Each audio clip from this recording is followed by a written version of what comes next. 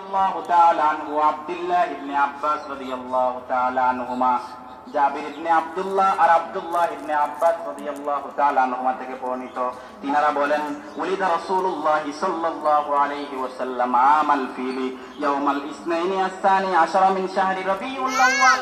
তিনারাও বলেন আসহাবুল ফিল যে বছর আক্রমণ করেছিল ওই বছরই নবীজির জন্ম, তবে ওনারা বলেন 12 তারিখে।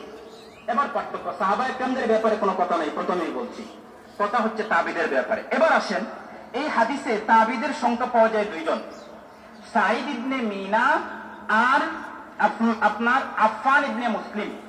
আফফান, একজনের নাম আফফান আর একজনের নাম সাঈদ। দুইটা নাম মনে রাখতে পারবেন তো? প্রথম জনের নাম কি? সাঈদ। প্রথম জনের নাম কি? দ্বিতীয় জনের নাম কি? আফফান। দ্বিতীয় জনের নাম কি? এবার আমি শুধু একটা কথা বলি, আপনারাই হিসাব মিলাইয়া নিয়েন। এই হাদিসটা গ্রহণযোগ্য হবে না কেন? হাদিসটা গ্রহণযোগ্য হবে না কেন? একটা ছাত্র কাকে বলে? আমি যদি ওনার কাছে পড়ি তাহলে উনি হচ্ছে আমার উস্তাদ, আমি হচ্ছি ছাত্র।